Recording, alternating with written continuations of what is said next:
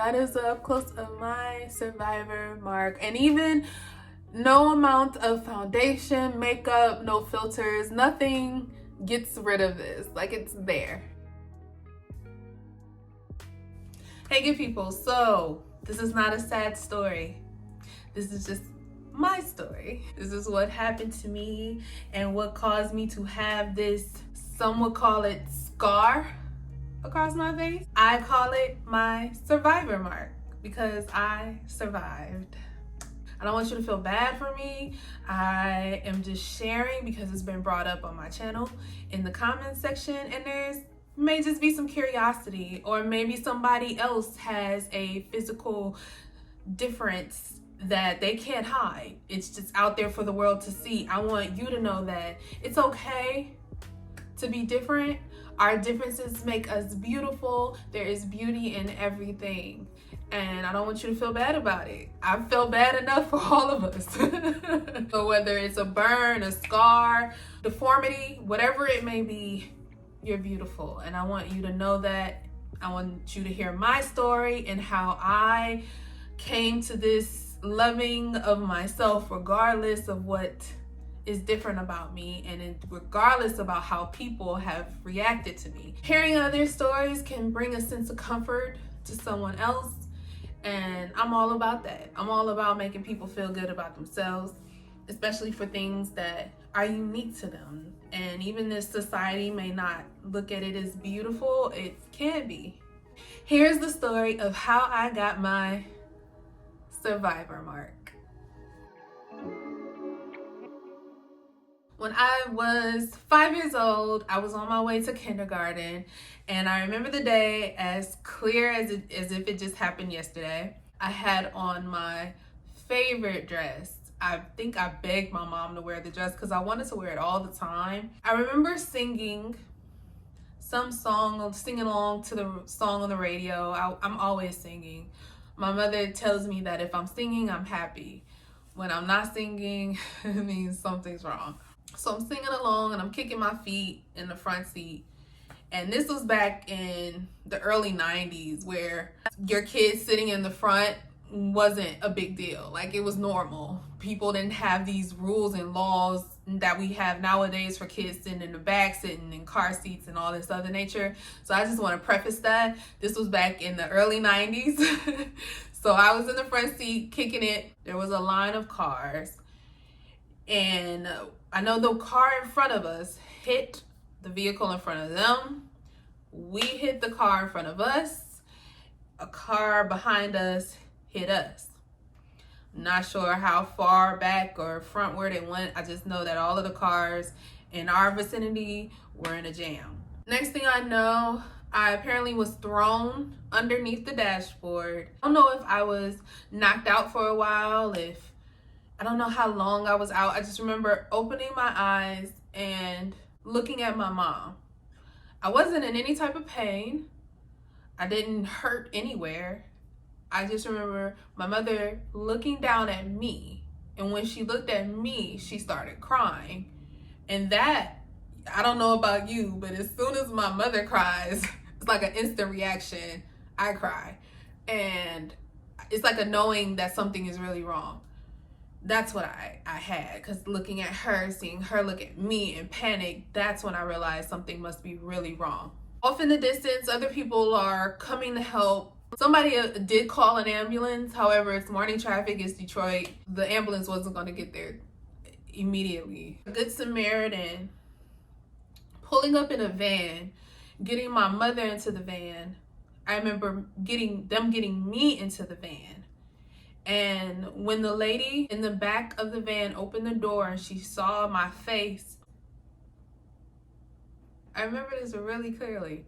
When she saw my face, she said, oh my God. And she winced, and I saw the panic on her. And then that just made me panic because I don't know what's happening. I'm still a little out of it. I don't feel pain.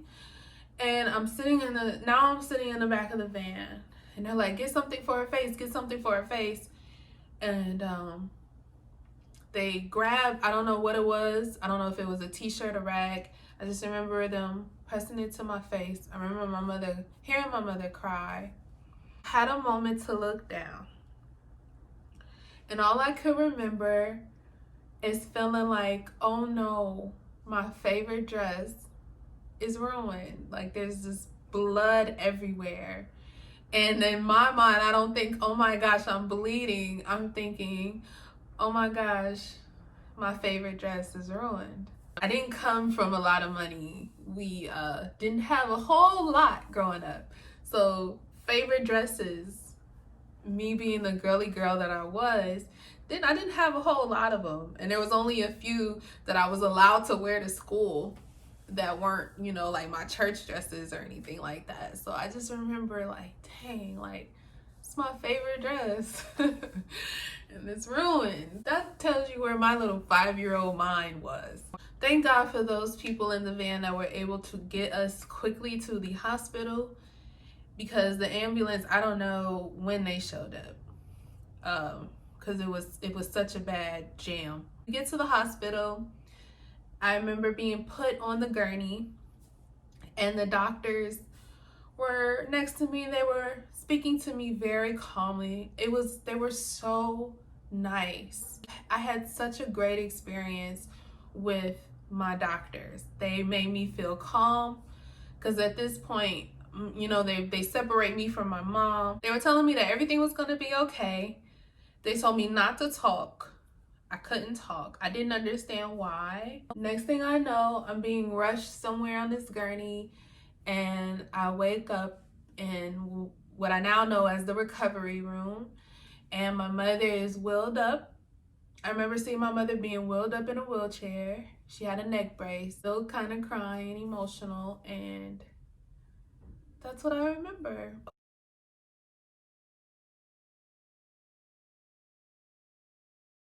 The details that I received later was that my seatbelt broke.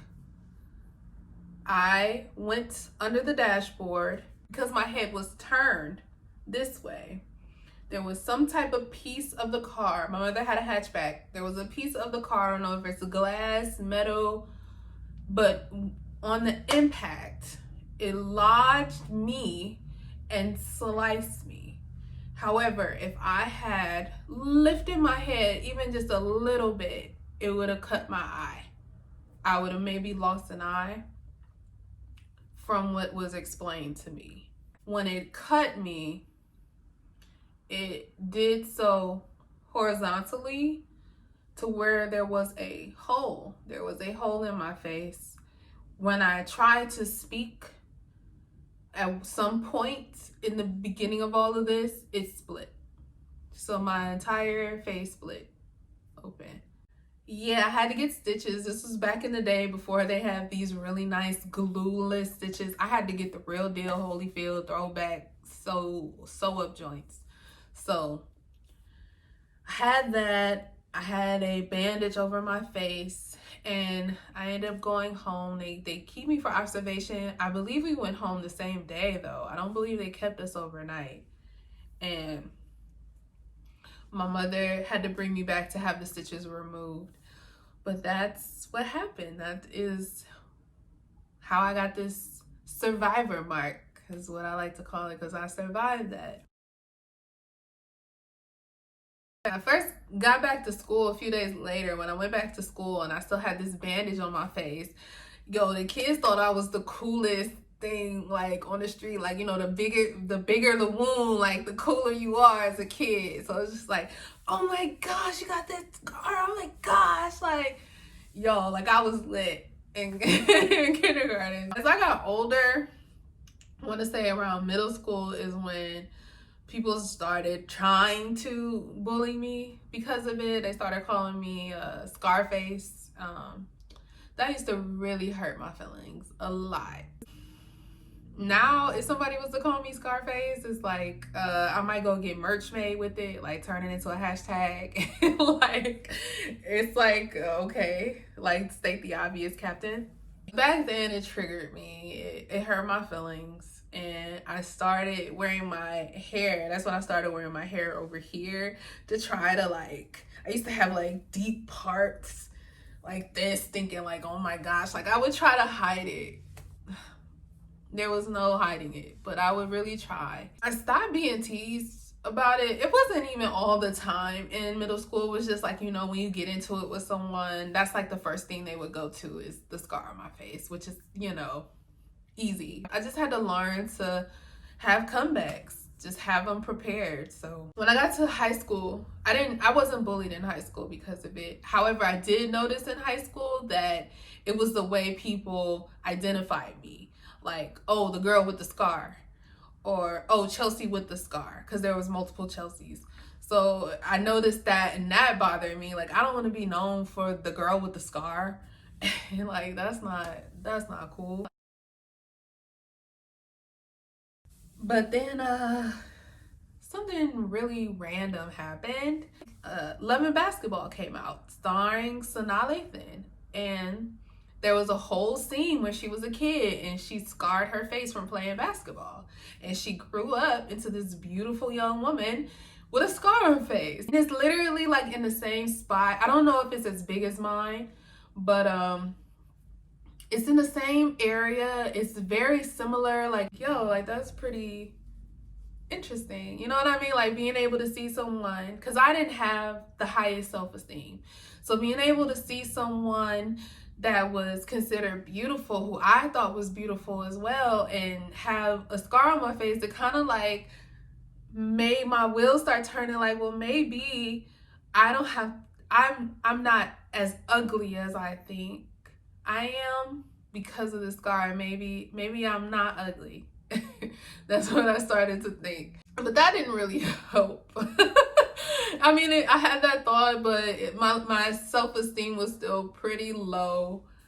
It was still pretty low because of it. I still would look in the mirror and always see it. When I made it to college, my freshman year, I remember like these group of guys I was walking by, and I didn't like walking past boys to begin with because I hate catcalls. I think that shit is so disrespectful, low-key. Anyway, so I couldn't avoid them, but I was walking past, heading to my dorm, and I just remember one of them being like, yo, Sanaa, and I'm like, what? Like, it was just like really weird and random. And he was a really nice guy. He ended up being like one of my homies, but he always called me Sanaa ever since then. And it's like, like to be compared to somebody that I viewed as beautiful helped with my esteem. I'm not gonna lie. It made me feel better about myself being compared to somebody who I deemed as beautiful. And from there on till this day, people still say I look like Sanaa Lathan, and I honestly do not see it. I don't. I think she is absolutely gorgeous. I just don't see it. Like outside of the scar, I don't see the connection, but I'll take it. You know what I mean? Like, I'm not gonna hate it. I did have a few experiences in college that weren't so pleasant. Just one stands out. Me and my homegirl went to some guy that she was talking to. We walked in, and when he opened the door, like he said, yo, what up? And he was like, what happened to your face? And it's like, this is the first thing that he says to me. Like, I've never met you before or had a conversation with you, and the first thing you say is, what happened? Like, what happened to your face? And the instant comeback was, what happened to yours? Like, how dare you come for me? Like, have you seen you? What happened to yours? People have the nerve. Like, they have the nerve to try to make you feel bad about what you got going on, and they look like that. Like, how dare you? So yeah. So it went from being known as the girl with the scar. I'm sure people still use that to refer to me, but it doesn't bother me as much. I'm now able to look at myself and appreciate my face and not take away from the things I like about me just because of something that is deemed imperfect. You know what I mean? So now I look at myself and I see my eyes, I see my cheeks, I see that I got edges. I like my smile. I like my nose is cool. You know what I mean? Like, I just see the other things when I'm looking in the mirror nowadays. I don't really notice the scar until somebody else brings it up, until YouTube. And it wasn't even that anybody was rude. It's just like, you know, your scar is so unique, or your scar is adorable, I think is what people have been saying in my comments. And it's just like, oh, like people do notice that about me, and it's like, oh, okay. You know, and that's another thing. When people compliment me because of my scar, it's weird. It is weird. I remember this guy at school told me that a lot of people found me attractive because I had this scar. And it's like, that is the weirdest thing to me. And like, not because it can't happen, it's just because I went so many years thinking that I was ugly because of it, that hearing somebody say that they are attracted to me because of it is just like, it's like what? What? So yeah, that's the story. There's really not much to it. It was a bad car accident, and I've had it majority of my life. I had some self-esteem issues because of it in the earlier years, but as a grown woman now, I'm good. No one can make me feel bad about my survivor mark. There's nothing they can say that hasn't already been said, that I haven't already thought. So I'm like really good. So if you're struggling with self-esteem issues, no matter what age you may be, I want you to know that it happens. We can get down on ourselves. Tyra Banks says this a lot too. Your imperfections are what make you beautiful. The fact that you aren't cookie cut makes you unique and interesting.